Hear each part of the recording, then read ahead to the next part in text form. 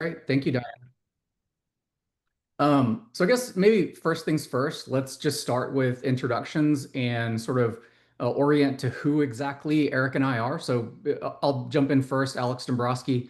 I'm a member of our AI and ML strategy team. And what that means is that I spend most of my day talking about the capabilities in the UiPath platform that are specific to AI. I have a particular focus on intelligent document processing, but as I'm sure you all know, sometimes the lines of demarcation in the platform are a little bit blurry. And so to the extent that we need to talk about agents or some of the other technology, we can do that as well.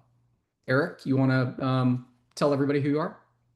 Yeah, hey guys, Eric Bowman here, based in New York City, New York. I'm also on the team focused on intelligent document processing and how AI and agentic AI plays into the automation initiatives you guys all have.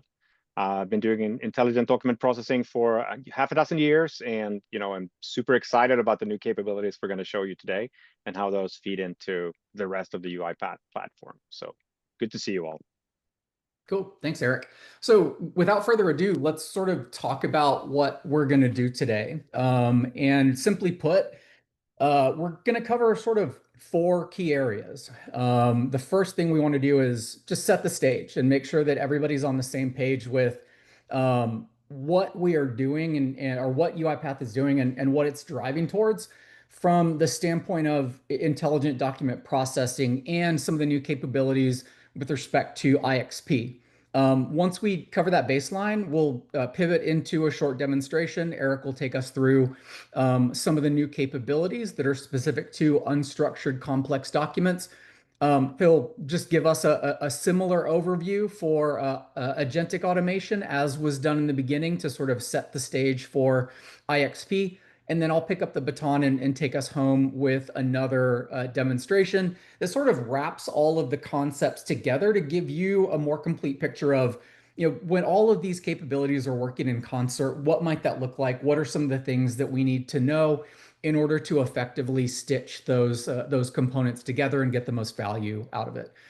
Ultimately, what we are intending to do is to help demystify and educate around some of the new capabilities in the platform, but then also be really specific about how you can start to take advantage of them within agentic use cases, or for all intents and purposes, use cases that don't require agentic to be successful.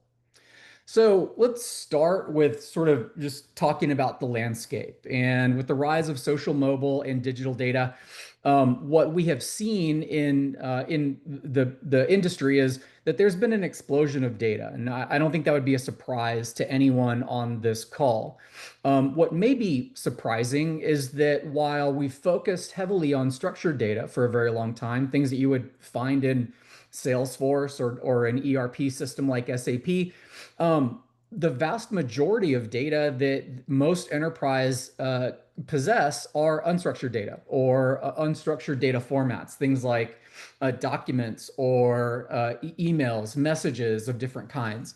And what we are increasingly finding is that if you can get your arms around those unstructured data types, you can start to derive insights and actions from those kinds of assets.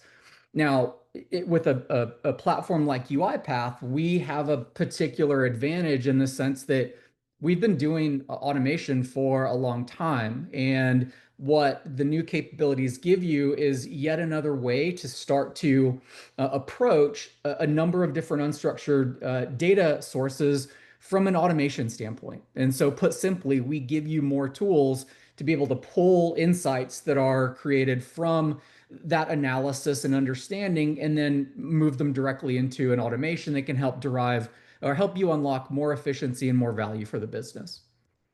So with that, what we have recently released is a new capability that we refer to as IXP. IXP is an umbrella term. I think we've talked about it quite a bit as a new capability unto itself, but in fact, IXP refers to all of the different technologies that we talk about when we're talking about intelligent document processing. And so down below, you can sort of see that matrix where when we talk about IXP, there are some things that we've had for a while, but there's also some things that are new. And so if you look at the two ends of that graphic at the bottom, you have communications mining, which is our natural language processing capabilities that allow you to extract insights and data points from unstructured messages like emails. And then on the other side, you have document understanding, which is a tool that allows you to extract data from structured documents, from semi-structured documents, in some cases, unstructured documents. But in the middle is where we're going to focus a lot of the conversation today, because what's new to the IXP family of services is this refined ability to extract data from unstructured and complex documents. We'll talk a little bit more about what that means, but before we sort of dive into it, the thing that I wanted to be really clear about is that this is really just the start. And so I'm talking about IXP as an umbrella term that addresses a number of different capabilities, both new and existing. And you can think of this in terms of, what we can do today, but then also what we can do tomorrow. And so I'll talk a little bit about those two things to help sort of connect the dots on where we're heading and what our vision is with this move. So what we ultimately want to get to is a place where our customers have a single place to extract data from any type of unstructured data asset that might exist. And today that means, documents, emails, tickets, feedbacks. It could be, in some cases, it could be charts or diagrams. Some less complex images can be addressed. But tomorrow we plan to expand those modalities quite a bit into looking at, how you might derive insights and information from chats or from calls, from charts and diagrams, from images and videos. These are all different data assets that we see our customers working with today that are increasingly becoming important for us to feed into an automation for a variety of different use cases. And so look for us to expand those multimodal capabilities beyond where they are today to continue to layer in these new data types as time goes on. Today, we're going to be focused on, in large part, the conversation today will focus on unstructured documents. Just to talk about how IXP works, for those of you who already know document understanding and know it well, this will look very similar because for all intents and purposes, the framework is the same. But with the advent of IXP, we also allow the use of unstructured and complex documents as one of the inputs. And if you sort of talk about that end to end, documents come in, emails come in. It can be any number of different layouts or formats. It might feature handwriting. It might feature signatures, checkboxes, complex tables, simple tables. It could be long documents. It could be short documents. Whatever that mechanism is to ingest those documents, we can pick them up automatically and then feed them into IXP. And at that step, we're going to take the appropriate action based on that message type or that data type. If it's an email, perhaps it's extracting the intents. What is the person attempting to accomplish by sending that email? We may need to extract sentiment and key data points from that message as well, in the interest of enabling an automation that leverages all of those different pieces of information in totality. But there is also an opportunity to extract specific fields or values from documents, whether it's single tables, multiple tables, some like images, charts, and graphs, and pictures. Those are all things that with these new capabilities we introduce into the equation as well. And then on the far end around acting, UiPath doesn't see humans going away anytime soon. When we talk about our strategy, we talk about humans, robots, and agents working in concert. And that philosophy is just as true here. It's really important for us to have some safety net in place, and human in the loop through Action Center and some of the manual exception handling capabilities that we offer in the platform is the way that we give you that flexibility and that safety today. As I said, we're going to talk quite a bit about our unstructured and complex documents interface. It will be similar to what you might expect with document understanding and some of the experience that you see within the modern interface. The biggest difference that you're going to see is that there is no training that is required. Everything in the interface is prompt driven. And so we've shifted from a world where you would gather a number of samples and start to create your taxonomy, label those samples, and then ultimately create a model. Here, what we're really doing is just refining prompts. And that step of managing prompts is really important in any sort of use case that relies on LLMs. And so we'll talk a little bit through the course of the conversation on sort of some of the things to be wary of, the things to watch for, the opportunities and value that we bring to the equation as part of that interface and why we think it's really important. The last thing I'll touch on before I hand it over to Eric to take us through a brief demo is just sort of highlighting the idea that there are different ways to approach this today. I recognize that. But if I focus on sort of the two opposite ends of the spectrum, there are some distinct and very different reasons that those alternatives don't meet the needs of the business. On the one hand, you have manual processing, which is essentially doing nothing. And what we see is that organizations that are taking this approach today just have limits in place in terms of the efficiency that they can generate, the value that they're able to achieve. It limits business growth and stability, and we see AI playing a role as that of introducing more agility and flexibility into the equation. But the other end of the other end of the spectrum is also really interesting because we work with customers who are starting to look at, should we just use our own LLM? Should we build our own? Should we work with OpenAI or Gemini or any of the large foundational models? And while there's a lot of interest in that option, what we are seeing from working with our customers is that there are some key considerations to be aware of. That it can be really hard to deliver those types of experiences and those capabilities. There's a lot of technical debt that's wrapped up in building and maintaining those types of solutions. But then it's also hard to ensure that you're driving value. Some of the interface can be challenging to manage prompts, to manage some of the other capabilities that we think are really important as far as evaluating and maintaining exceptions. And so it becomes a more challenging process than merely using an LLM and starting to run documents through it. So we'll watch out for those things as Eric takes us through the conversation today. But with that, I'm going to hand it over to him and let him take us through a short demonstration. That's great. Thank you so much, Alex. That was a very good brief.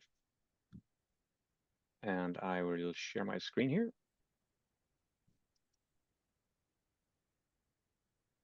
There we go. Great. So for the demo today, we're going to take a look at our new tool for unstructured and complex document. That's part of the IXP portfolio. As Alex mentioned, we have three main sections in this tool. One is for more communications-bound data. We call that communications mining. Think your tickets, your emails, anything that's human-to-human short-form communication. We also have the structured and semi-structured document capability, what we've been calling document understanding for a while, which is really, really great for those highly repetitive, some variation, but still, documents that are sort of easily understood and trainable in the method of just labeling documents. Now, what we're going to focus on is the unstructured and complex document, which is something that couldn't be addressed at all not that long ago. And what we heard from people trying this out was that it was really, really complex to do this prompt writing that Alex mentioned. Right? How do I do this, especially if I want to test out different LLMs? We heard that it was hard to evaluate the readiness of your efforts as well. And we heard that it was really, really hard to go from sort of trying a thing and then go into production. So those are the three pains that we try to address when we built this unstructured and complex documents tool. So what I'm going to do here, I'm going to start and just create something for a set of documents that we picked. It's aviation accident reports. And in this scenario, we're a firm doing some investigations here, and we need to sort of pull this data out of the public reports here before we can do something that it's that our aviation crash report consultancy deals with. Now, the first thing I want to do when I use UiPath is see what is there already, right? And for the unstructured and complex document tools, we have the same thing here. We built a number of templates that we put in your hands. And of course, with this being a fairly recently launched tool, we start out with a small set of templates here, birth certificates, leases, referrals, mortgage statement, etc. So there's a number of documents where UiPath has already done this. We've written the prompts for you. We set up the data tables for you to just say, these are the kinds of data that you need out of this type of document. But lo and behold, UiPath has not built an aviation report project here for unstructured and complex documents. So this is something we're going to have to do from scratch. So I'm going to do just that. I'm going to create a new project. I'm going to do, we're going to do the Dombrowski Aviation Report Firm project here and just say, hey, let's take a couple of documents. Let's describe the data that we need out, and let's give it some prompts to do better in terms of performance here. So I'm just going to create this new project, and it brings me to a space where we have three main sections. So within this project, we're going to have one space where we say, hey, here's where we build out what we need. What are the data points we're looking for? What sort of data is in there? We also have a measure tab to say, hey, here's how you're currently performing. Here's how well this project is doing using extractive methods to get this data out. And then there's the publish section where I can say, you know what? This is good enough to push to staging. This is good enough to push to production, right? So we'll go through those three steps here now. And you notice it's fairly empty when I show up here. It's got a meter that hasn't really started because the project didn't go anywhere yet. So the first thing I'm going to do is I'm going to browse and upload a number of documents here into my browser. And I'm not sure you can see this pop-up window, but you'll see that I picked 5 files and they're going to start showing up here and populate. And those will be sort of my feeding material just to see if the model's doing good or not, if the prompts that are written are doing good or not. So I'm going to let that upload there and stew. And then we're going to go in and say, well, what are some data points that we might want to see in a solution such as this? And just for an example, let's bring one of the documents into view here. I'm going to bring one of these PDFs up. These are from the NTSB, and they're public documents, of course. There's no secret data being leaked here today. But you see that it's got some free text. It's got some data that repeats. It's got a lot of different tables in it. And if you've done traditional document understanding, you know that's this multiple table that shifts around. It's kind of hard to do in the old ways, right? So this is one of the places where the unstructured and complex document ability will really, really help us. But we see here, there's probably some stuff we always want to pull, which is in the header, right? Probably want to pull, some date and time stuff, location, accident number, maybe which kind of aircraft it was, etc. And then we probably want to pull something, more advanced. So maybe we'll go into the meteorological section and say, hey, find me some stuff from there as well. So we're going to build out this, with you here today, and then we're going to switch to a project that has been more completely built out. Sorry, I'm getting a prompt here for language. I think I'm speaking English. What do you think, Alex? Am I passable? Yeah, I think you're doing a good job. That's good. That's good. So welcome. If you're seeing this in a translated fashion, I hope it still makes sense. So that's what we're going to do. So we uploaded these files here, and it's still spinning a little bit. So we'll go and just start building out the taxonomy while we're waiting for that to finish the upload. So we go into the build tab here, and this is where we tell the tool the kind of data we need. So what I'm going to do is I'm going to bring up a section here. So my overall instruction is going to be, you are an expert in aviation incident analysis. Your job is to interpret aviation crash reports and find particular data feeds. So that's kind of like my overall prompt writing. And notice one thing we've done here is we're sort of taking a divide and conquer approach to this unstructured prompt-driven extraction. So that's all I'm going to say here. Like, you're an expert, and that's a good starting group. And now what I'm going to do is I'm going to say, hey, we need a couple of different groups of data here. The first one is going to be the aviation incident final report. We're going to say there's going to be a group of data related to the final report that we want to find. And I could give it a special instruction here. Maybe I'm sending in a package of data and I say, hey, go find this particular thing. Ignore what's before and after. Maybe it's news clippings. Maybe it's something else. In this case, I know my files are pretty clean, so I don't need to give it any more instructions. And that's also one thing that we've done here. we made sure that the default is a pretty smart machine. You don't need to tell it to go find the final report. It understands that you're looking for a final report here. So I'm going to add that field group. And then I say within this field group, I'm going to put a number of fields in. I'm going to say we're going to need maybe the location. And if I think I need to instruct it further than that, I can give more instructions here. But in this case, I think just saying location is going to be pretty clear. But I do have to pick the data type. If you've done any work around computers and UiPath and automation, you know that you need to give it an idea. Am I looking for a piece of text? Am I looking for a date, a number, or something else? And in this case, I want the exact text that's on the report, right? And I'll talk a little bit later about something else, and we can talk about inferred text as well. But for now, we're going to go with exact text. We might also want to get the date and time that things happened. Again, I don't think I need to give an instruction. I think our underlying LLM here knows what a date and time is, but I do have to give it the date field type here, so it knows not to look for like textual, but it wants to go into a format that it can be easily manipulated on your side. If you want to filter, search, put it in a database, etc. I also want to know which aircraft was involved here, right? And maybe I'm going to say aircraft make and model, just to be clear. I'm not looking for the tail number. I'm looking for the make and model of the aircraft, right? Maybe I need another field for the tail number. That's fine, right? But for now, I'm going to say I want the exact text of the aircraft make and model. All right, what else? Well, I know there's an accident number when they publish these reports, and that's probably a good anchor to keep as well, right? Accident report number, or accident number maybe. And that's another one. And I know that number sounds like this should be a number, but I'm thinking there might be a dash in here or a letter or something like that. So I'm just going to keep this the exact text as well. All right, I'm going to save this now. And that means we have 4 fields within one field group. And this is the first thing that our tool will look for.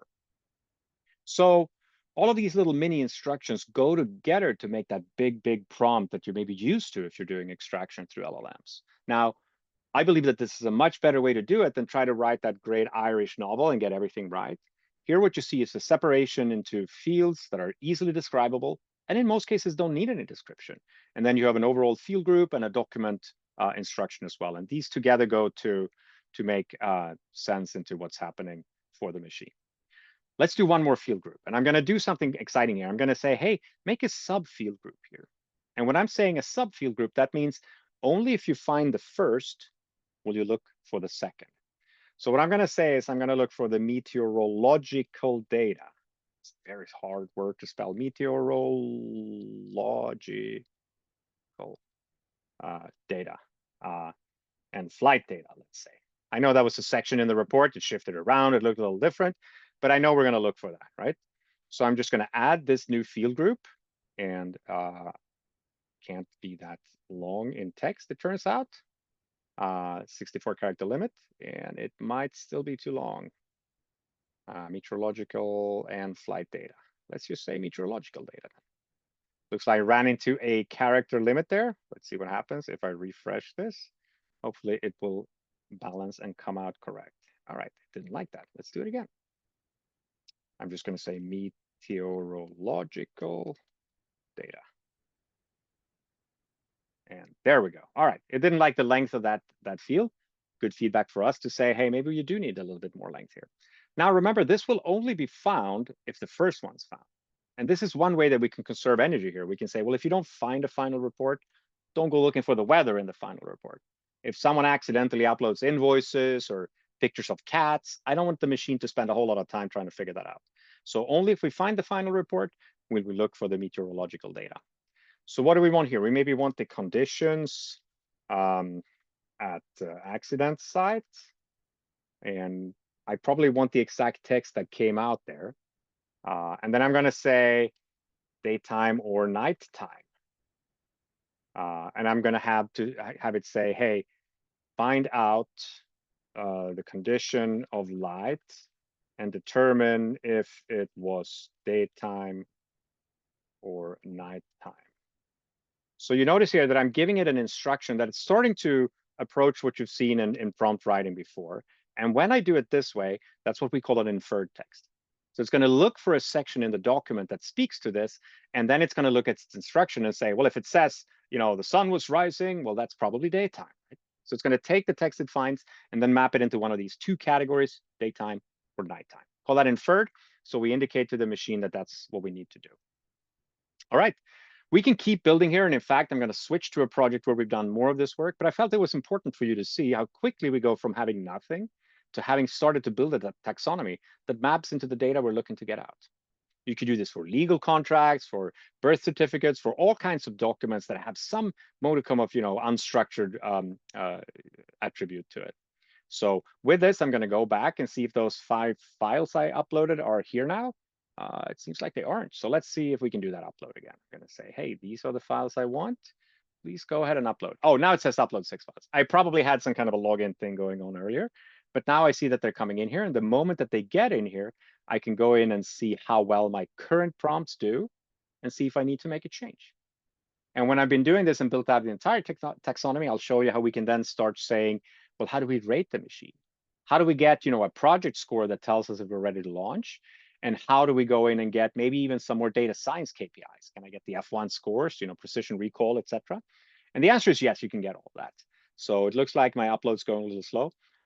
In the interest of time here, I'm going to be a good cooking show host here, and I'm going to switch over to one that has the full taxonomy already and the uploaded documents. So you see here, when we spend some more time prepping here, we have the final report, we have the meteorological and flight info, but we also have a number of other fields here, right? So now all of a sudden we built out a taxonomy that has far, far more of this.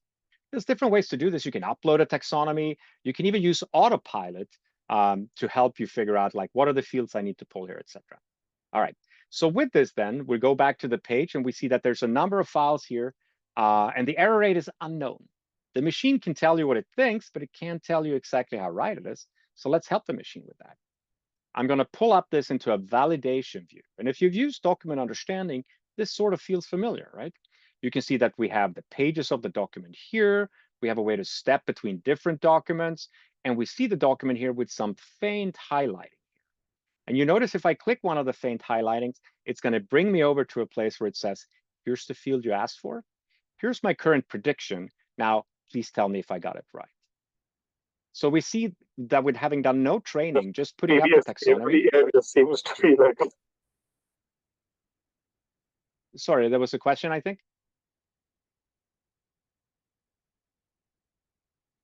All right, feel free to put the question in the chat and we'll try to get to them.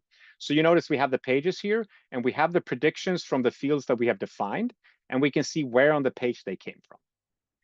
Worth noticing here is a number of things that are different from the way we built this tool to maybe some efforts that you've seen before in extraction on using pure generative AI. First of all is the attribution, of course.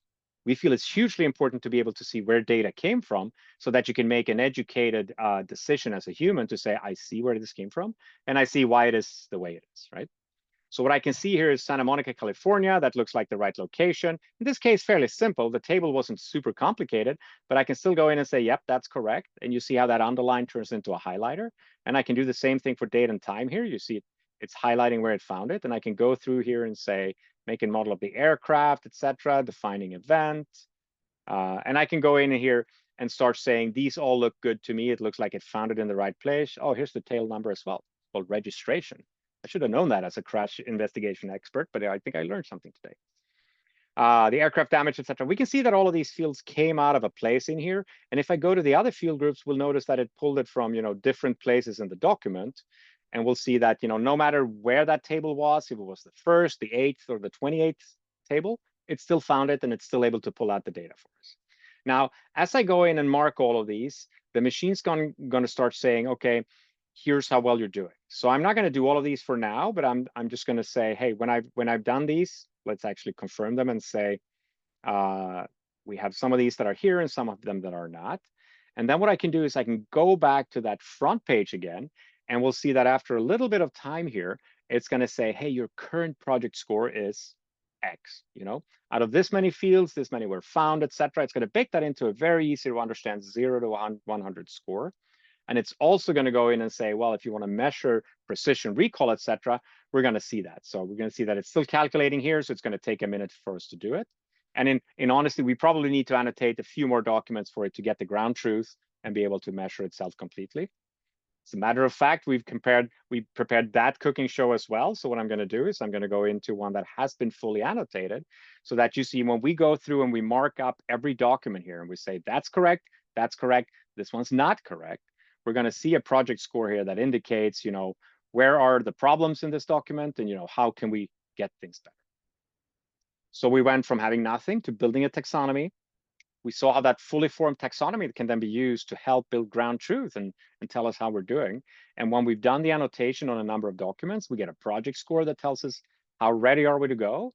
And we can, of course, in this case, go in and say, let's see what the F1 scores. Let's see the precision recall, etc. All of this is available on a group level, on a field level, which makes it super easy for you to do any kind of evaluation to decide if you're ready to go live.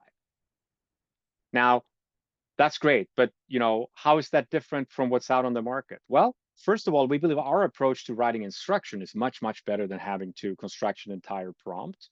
And it's especially important if you want to go advanced and say, well, what is my preferred LLM? What is my preferred fundamental model here? Because we know that whatever favorites you have today might shift for tomorrow. They'll release something new, or you'll find out that some use cases are best for certain LLMs. So one of the things we're doing here is we're giving you a drop down to be able to pick between the models that you like for the different cases. And you don't have to rewrite the prompts. There might be different best practices. We're taking care of that for you. As long as you have the taxonomy and the instructions, the prompt will be built out for your extraction model. And of course, if you're a data science person, you might want to do the temperature, the seed, and a lot of other things as well. It's all available in here. You don't have to do it. Usually it's enough to define the taxonomy and just give it a little bit of instruction, and then see where the score gets you, and then improve whatever needs to improve. I see that document 2 here is a little bit of an error rate. So I might want to go into this one and say which fields are underperforming. And once I do that, I can also go in and say, hey, there's probably some more instructions I want to give here. Here's one, which isn't perfectly fine. Some of these fields may or may not be correct. Let's see where it's giving us a little bit of a problem. All right. Hours of time of accident. This is one where it gives you an error, maybe because it wasn't sure how much of the text to exclude. So we can give it an instruction, take the hour value. We don't need the, time of accident. We can just strip that out of it. So we can go in and see which fields need a little bit of correction here. The prediction says airplane, and we've told it that it shouldn't be a category here. So that might be a human error in marking these up, or it might be that the prompt needs more instructions. If we want to change the prompt, we can just do that right here where we are. We can say, hey, I want to go in and I want to say, here's the change I want to make to this. I don't have an instruction yet. Choose between helicopter, airplane, and multi-engine airplane, maybe. I don't know what the categories are, but just showing you how we can go in and say, hey, here's the way I want you to read this field. Here's the way I want you to process what you find and give me the text that I'm looking for to further automate. All right. So let's say we've gotten to a place where we're happy. 94 is a pretty excellent score here. We're probably ready to go to production with this set of prompts and this fundamental model. So that's when the third tab comes in here, where I can go in and just pin a version and say, hey, I'm going to publish what I have right now. And I'm going to mark that as being either ready for staging or being ready for production, so that my automation developers can take over and put this into a robotic or an agentic workflow. That was a lot of info. I hope Alex kept an eye on the questions. We will get to questions and answer them if he hasn't already. But I wanted to show you how quickly you could take an unknown document type. If it's known, you can probably just take a template. But if it's not, you just go in and upload a couple of samples. You start defining the data you're looking to get out, and you start giving it a little bit of instruction here and there to just make it better at doing what it's doing. You then switch to annotation, and you annotate a couple of documents to say, here's where you're right, here's where you're wrong. And with that, you get 3 things. You get all the numeric values in terms of like F1 scores and precision and recall. You can see where your troubles lie. You get an ability to go in and tweak the prompts to get better. You don't have to re-annotate. You just can tweak the prompts and see what happens. And you get the ability to switch models. And when you switch models, you can still see those evaluations happening. And you can say, hey, it looks like this LLM is better than that for this particular use case. And that's the one I want to go to production with. You publish it, and then it's ready for consumption in all of the UiPath platforms. All right, we'll get to the questions, but I wanted to talk about then the next step. When I've decided to publish a model, where does it go? How can I use this? And what are some of the things that UiPath has brought into the market now to bring automation to the next level? So I'm going to switch over to the presentation here and talk about our journey to agentic automation. We started out a number of years ago doing RPA and UI automation using computer vision. We were able to take a machine and have it replicate what a human does. Click this button, go to this, copy something out, process it a little bit, paste it back in, hit F7 or whatever the key may be, and save people time and effort in doing manual repetitive tasks on computers over and over.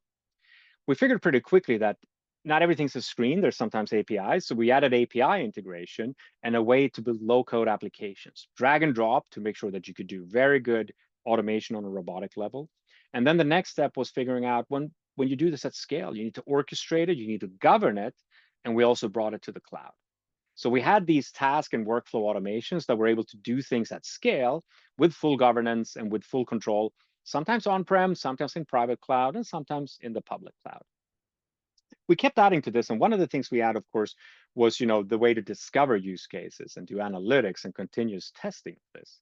So we progressed this, and then we also added the document understanding a number of years ago here, which was our first attempt to say, well, if you have a structured forms, we can do that. If you have a semi-structured form, a little bit of variability, we can do that. And then generative AI came in.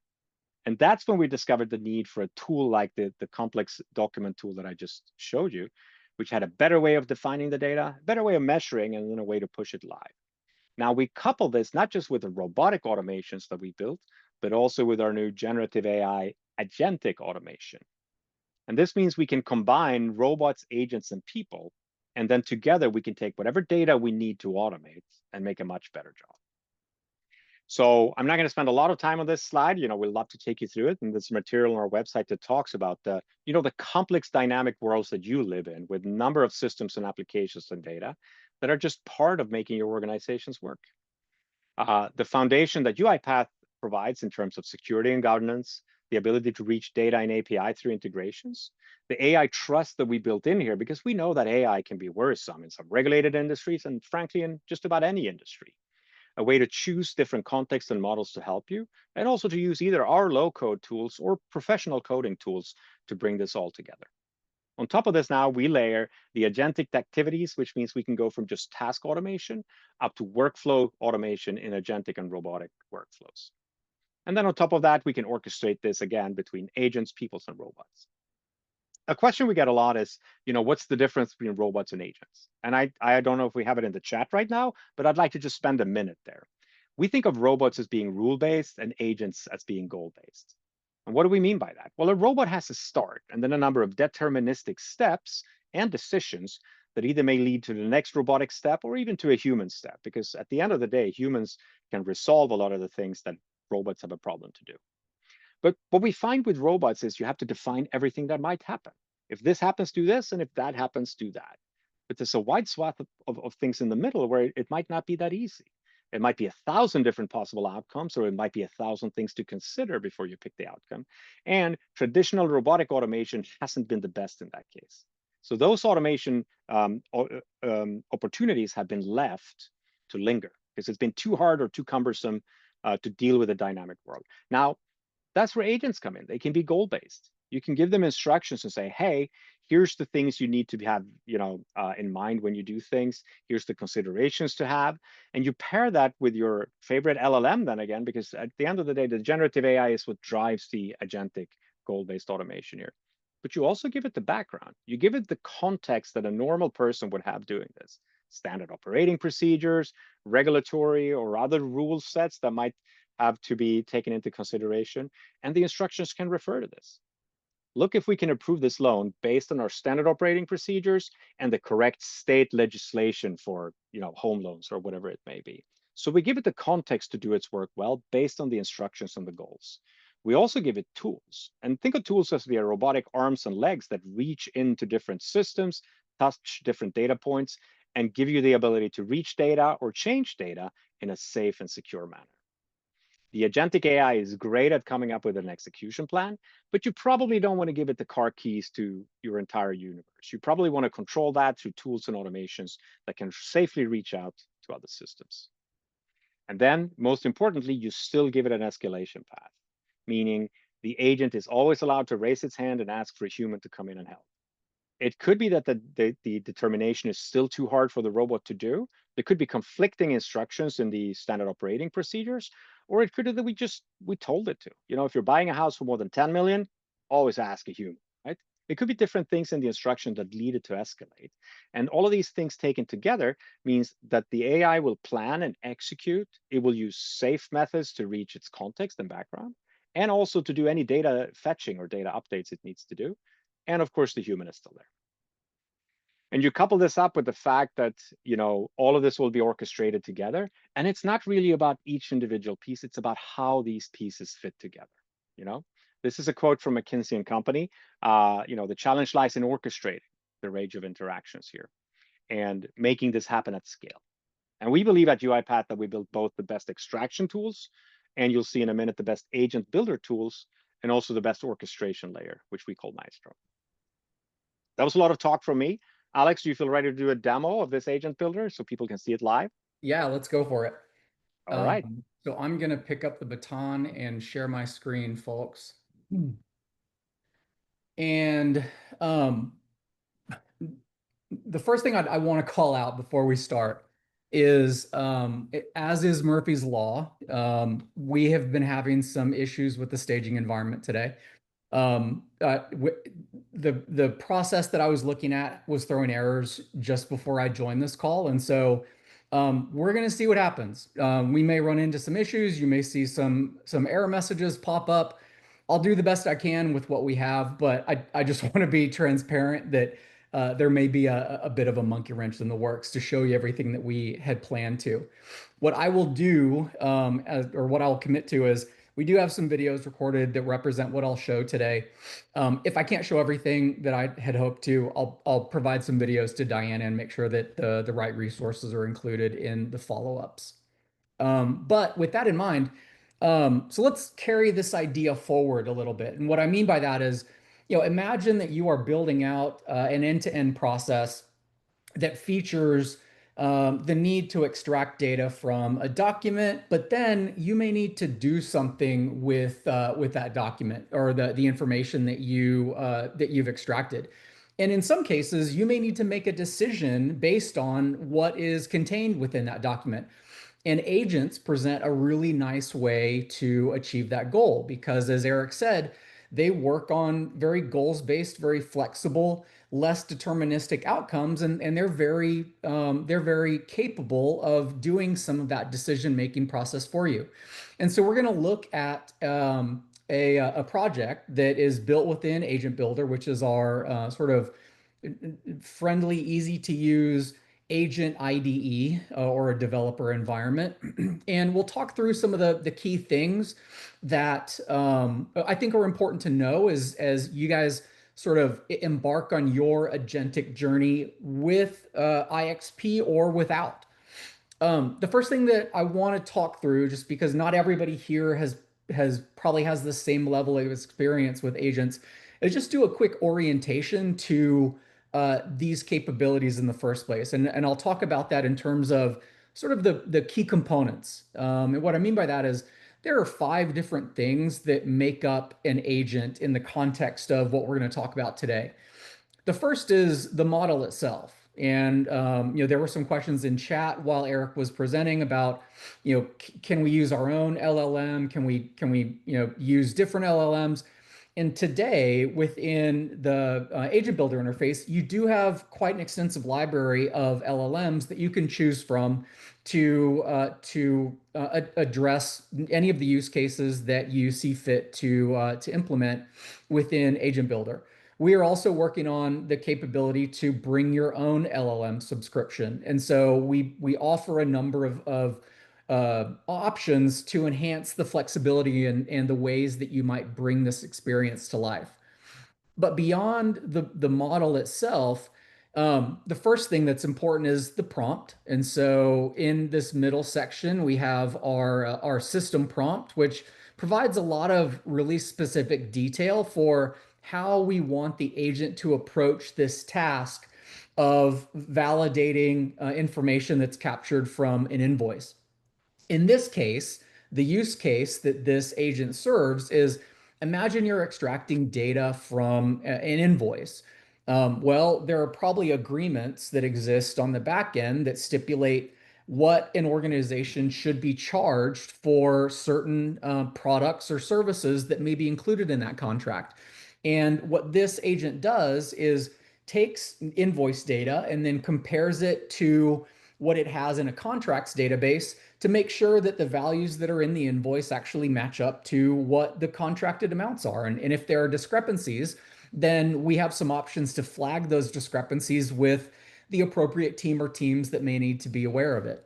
And so as I continue to scroll through, you'll see some very specific details on sort of how the agent should go about this task. We provide examples, we provide some really specific information about how we want the compliance assessment to take place, and then we'll give some sample outputs. Then we'll also, as part of that, is the user prompt. And the user prompt is really just, what are the pieces of information that we need as part of this exercise in order to process the request appropriately. And in this case, the user prompt maps to all of the things that we are gathering from the invoice to complete the validation process. Beyond that, there are three other things that are really important. The first is tools. Tools are exactly what they sound like in the sense that they are additional components that an agent can use to achieve its goal. And this can be a lot of different things. It can be activities that exist within the platform. It can be specific connectors or connections to different systems. It can also be other. It can also be other workflows that you've created. In some cases, you may see an opportunity for you to daisy chain agents together. And so we provide all of those options to give your agents the set of access requirements, the set of capabilities, the other things that they need in order to complete whatever task they've been set about to complete. In addition, we offer context. And I think many of you are familiar with the idea of context. This is essentially retrieval augmented generation, where in addition to the data that is captured through the invoice and what may be available via tools, we can provide what we think of as an index. And the index is almost like the answer key, or at least, it is often the very specific instructions that guide the agent on how to complete its task. And so in this case, we may have standard operating procedures. We may have knowledge-based questions, depending on the use case, of course. We may have knowledge-based questions. And what that gives you is it gives the agent the ability to reference that information as it is processing its response, and it has some sort of source of truth upon which its answers are grounded.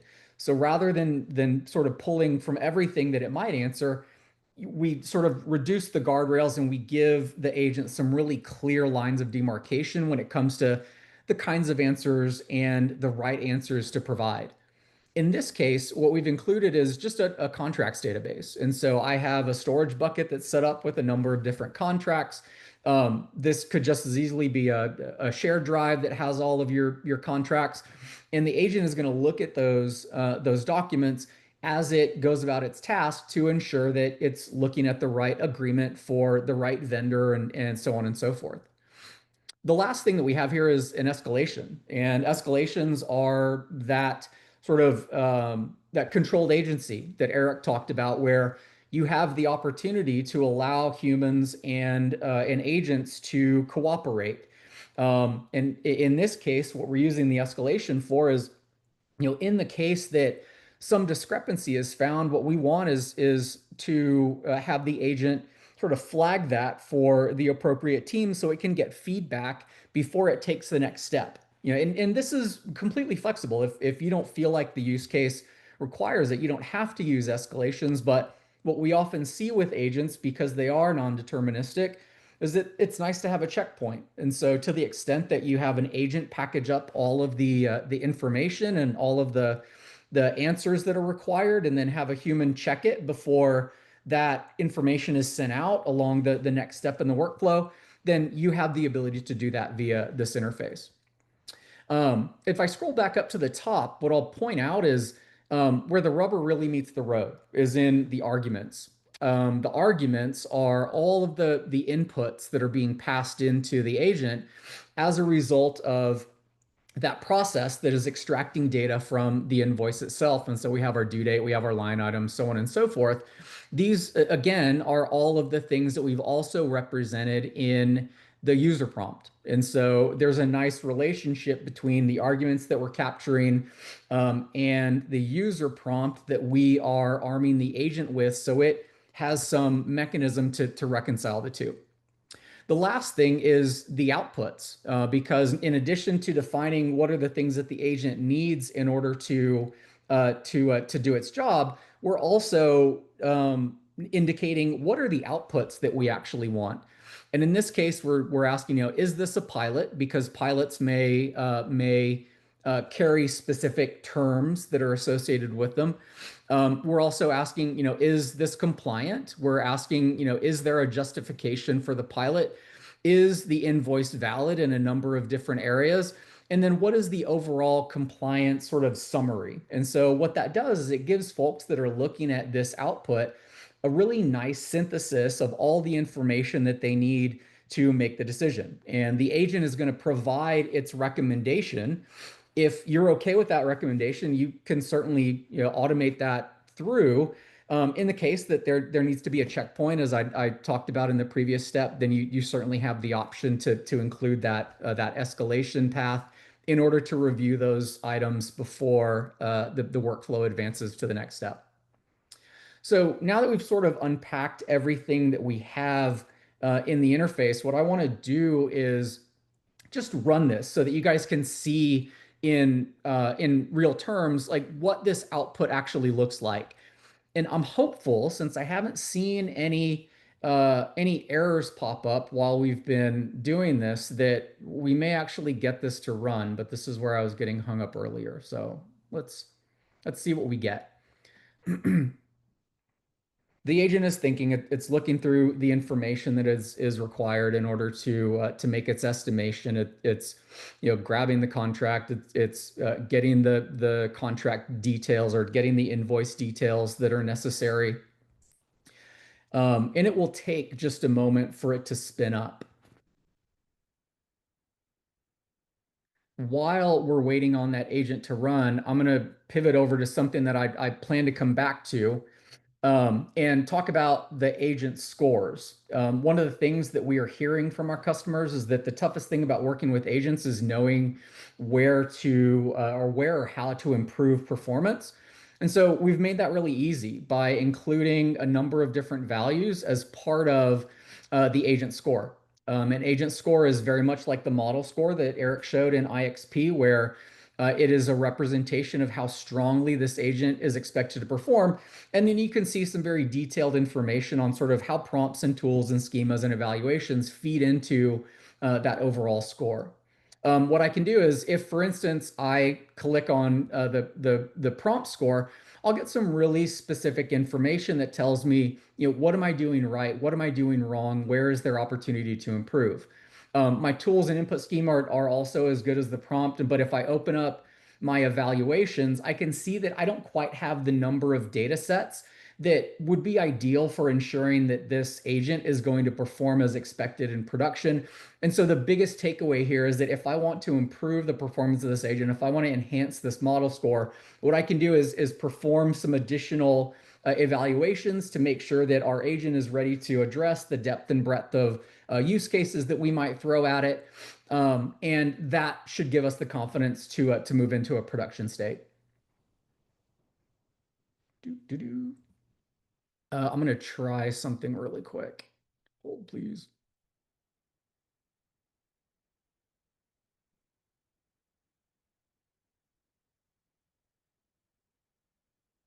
We'll try it one more time. And if we don't get an output, we'll move on. Like I said, I'll share this with you after the fact.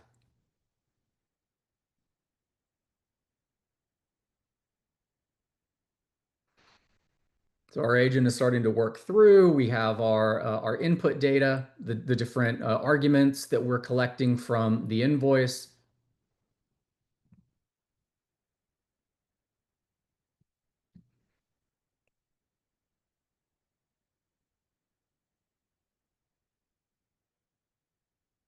And if I start to click through some of these different steps, I can see some really specific information on sort of what work was done at each step along the way. Hey, Alex, I know it was me taking most of the time, but we're 3 minutes out from the top of the hour. So just so you know. Okay. Yep. And in perfect timing, we have our agent output. So if I start to scroll down, you can see all of those different data points that we were asking for as part of that output argument. We have our invoice, we have our validation summary. You can see some of the specific details that were detected by the agent. In this case, the pricing in the invoice was incorrect because this was a pilot. And the pilot price was stipulated as 20,000 for 4 months, but what we were charged for in the invoice was $50,000. And so what we've done is ultimately provided this overall compliance justification that gives you just a summary output of the findings that are very easy to understand. This is the kind of thing that can be passed over to the business users like the finance team or the sales teams, whoever is responsible for following up with this kind of issue. Gives them a very clear set of piece of information that can be used to guide the next steps. So I'm going to have one other thing that I wanted to give you guys a lens into before we open it up for questions with any remaining time. Um, Today, there are some options to use agents in concert with IDP, but there are some more capabilities coming down the pike. And so I sort of wanted to take a moment just to highlight both what's available now and what is coming soon. And so today, what you can do is start to incorporate IXP models as an input. And what you saw was exactly that today. In the future, expect to see an ability to add IXP models as a tool.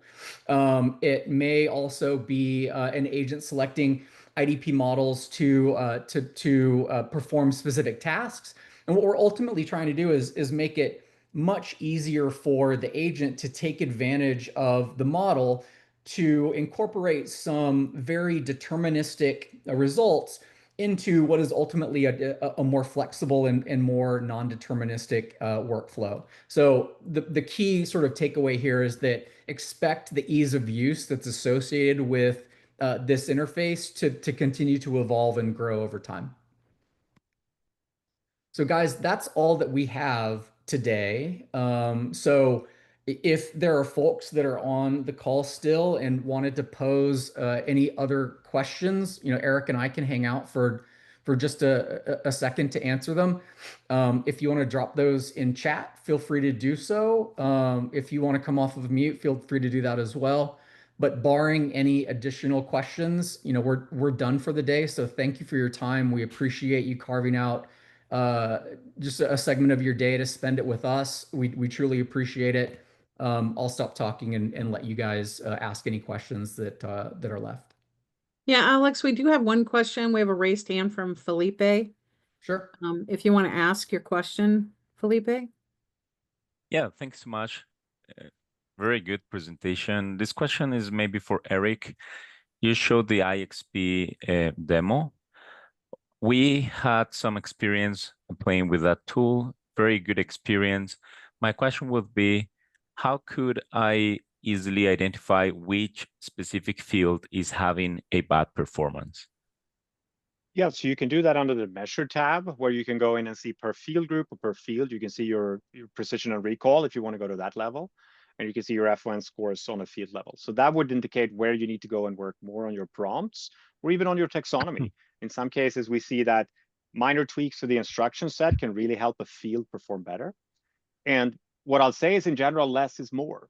People have a tendency to paste the entire prompt in from previous efforts. With the new IXP unstructured and complex document, what we find is just defining the data name and the data type usually gets you a long way. And then in some specific cases, you have to give instructions to say, well, look at this, don't look at that. And we have best practices that we're happy to share if you're inside the tool to say, hey, here's some things that we've seen work. There are cases, though, where you sort of have to rethink the taxonomy as well. One of the reasons is because this is LLM-based, it has the power of generative, but also the risk of hallucination, which means it's not fully deterministic. Which means in some cases, we'll recommend to take a different approach to extraction, either to say, hey, don't ask it to do Boolean deterministic decisions, just ask it to pull the data, maybe do inference or do exact text. And then based on that, you can use robotic workflows. If you need to add up line items, for instance, it's actually better to do that in a robot, because robots will always say that 1 + 1 is 2, where an LLM might occasionally say that 1 + 1 is 3. So in some cases, the instructions need to be worked, and in some cases, the taxonomy needs to be reworked because it's good at pulling, but it's not good at math. Yeah, let me rephrase the question, because imagine that I have 40 different fields in the taxonomy. So how could I easily identify which field is having the lower performance? You go to the measure tab, you go into the field groups, and there you can see per field, which fields are performing. That's my point. My point is, I need to go through the 40 different fields, open each field, see the result, and then in somehow extract the data or put in a table.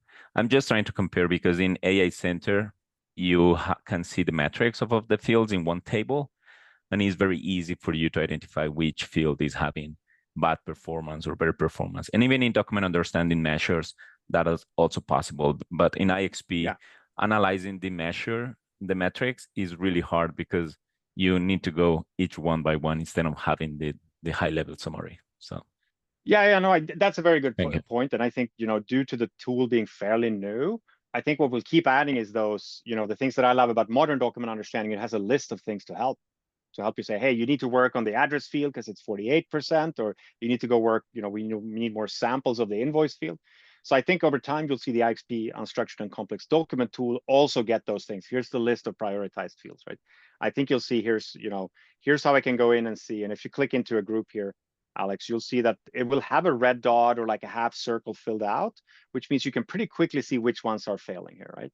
So yeah, you would have to click into the measure tab there. I think over time, what we'll see is we'll bring out the list to say, hey, attack them in this order. This one's the worst, this one's the second worst, this one's the third worst. But you can see pretty quickly here which ones you should focus on are the ones that have a little bit of a red, a red circle showing up. So I think over time, you'll see this tool bringing that even higher up. But yeah, today you'll go into the measure tab to see the measurements of your accuracy. So that's where I would start and do it. We also pretty soon are going to get a download button here to say, well, here's all the precision and recall and confusion matrix. I want to analyze this in my own tool. People go to Excel, we can't stop them. So you're going to see that as well. But I think, it's pretty quick here. You would have to click through the different field groups. And if you have 40 fields, you probably have 4, 5, 6, 7 different field groups. I think we can bring that circle out to this level as well. So that's good feedback for us to take back to the product team and say, give me a list of the fields based on their performance so that I can choose where to go next. I think that's really, really good feedback. I'll take that. Thank you so much. Bye. Thanks. All right. I think that's the last of our questions. I just want to thank you, Eric and Alex, for putting on the session today. It was great. And I appreciate everybody for joining. Yeah, thanks again for having us. And again, to the audience, thank you for spending some time with us. We appreciate it. Yep, thank you. Great questions and a great dialogue. Have a good day. Bye, y'all. Take care. Thanks.